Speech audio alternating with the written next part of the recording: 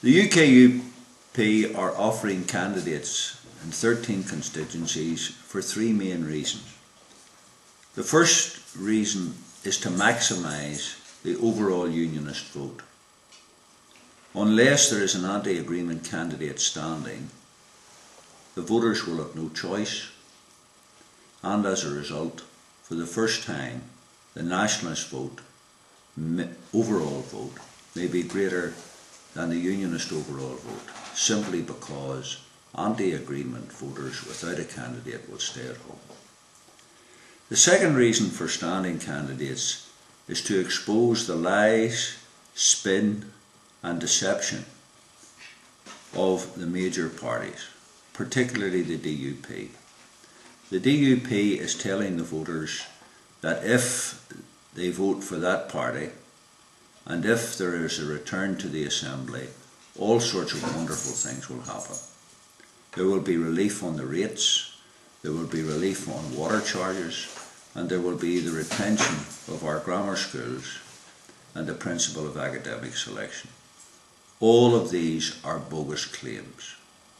What any Assembly can do is entirely limited by the amount of money which the Treasury make available.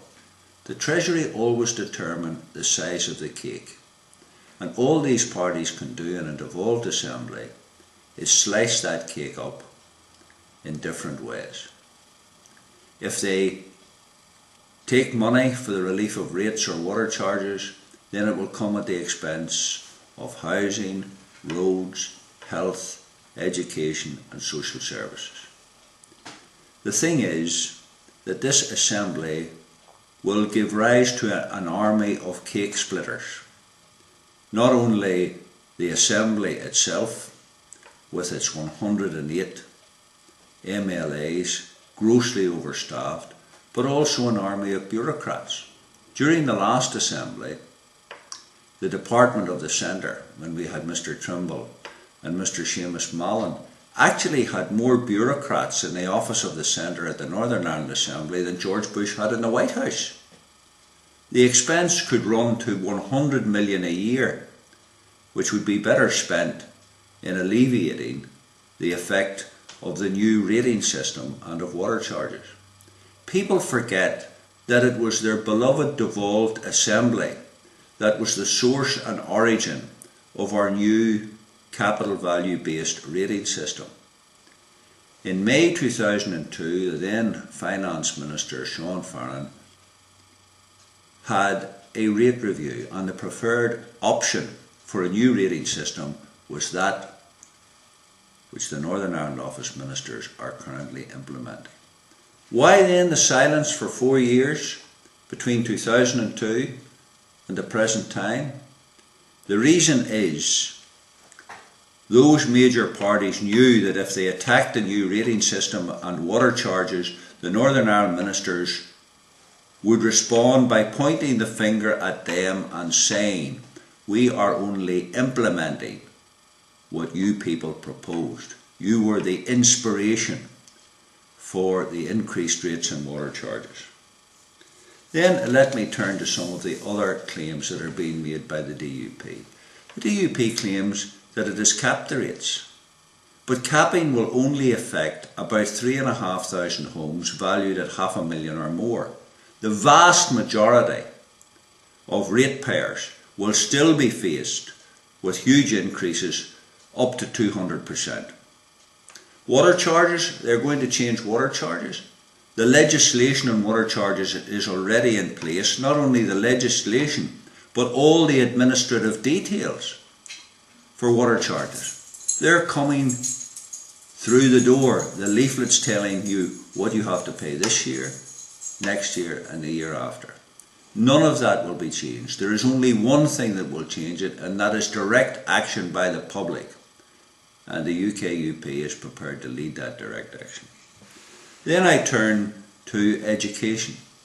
Again, the DUP is fraudulently claiming, trumpeting, that it has retained the principle of academic selection. And true, if they retain the principle of academic selection, they will have to have a method of selection since the 11 plus has now been abolished. Any new method will have to have the approval of the Assembly on a cross-community vote, which will require the consent of Sinn Féin and the SDLP. Since both of those parties are totally and utterly opposed to the principle of academic selection, they will simply veto any new method for implementing it. Sammy Wilson has come up with the crazy notion that they can somehow implement the principle of academic selection by letting individual schools decide the criteria upon which pupils will be admitted. That is a recipe for utter chaos and ongoing dislocation of our excellent post-primary education, including our grammar schools. Northern Ireland, under the principle of selective academic selection, sends 42% of its students to university from the lower income groups. In England it is only 28%. It was an assembly that created the present crisis in our educational arrangements. Now let me turn to the DUP as a party in government. When David Trimble and Seamus Mallon, as the First and Deputy First Minister of the centre parties, the parties that were supposed to be reasonable Democrats, not the parties of extreme views, they could not make the Assembly work.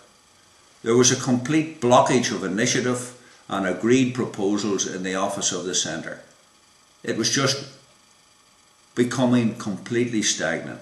Yet now we are told that the parties of the extremes, in the shape of Ian R.K. Paisley and Martin McGuinness with his record of terrorist activity, are going to join in an unholy alliance to govern this country.